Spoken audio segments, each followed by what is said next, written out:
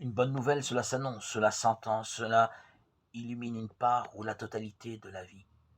L'éventail est infini des bonnes nouvelles, et la vie se trouve changée en fonction de leur importance. De l'annonce de la réussite à un examen jusqu'à celle de la guérison inattendue d'un grand malade. Il y a des adhésions différentes aux divers bonheurs proposés et aux personnes qui en sont la cause.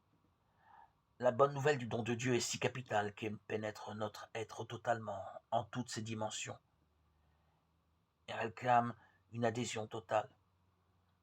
Dieu demande aux disciples de faire de ce don le vrai fondement de sa vie. C'est lui qui donne son sens à toute la vie, et la vie tout entière doit consister à l'accueillir.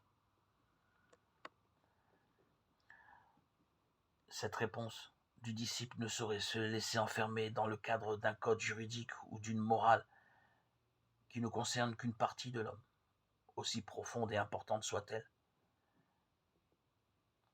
Comment l'expliquer à un Israël féru de juridisme? Jésus ne se trouverait-il pas d'ailleurs devant le même obstacle en ce qui nous concerne?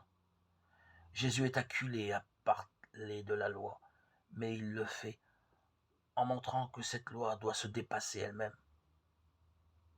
Vous avez appris qu'il était dit aux anciens, tu ne tueras pas, quiconque tue sera passible de jugement. Eh bien moi, je vous dis, tout homme qui se met en colère contre son frère sera passible de jugement. Vous avez appris qu'il a été dit, tu ne commettras pas d'adultère. Eh bien moi, je vous dis, quiconque regarde une femme avec convoitise a déjà dans son cœur commis l'adultère avec elle. Matthieu 5, 21-48. Une loi accomplie de manière juridique, que change-t-elle? Elle ne touche que la périphérie de l'être. Or, le royaume n'est pas de cet ordre-là. Ce genre de loi n'est pas le chemin qui y conduit.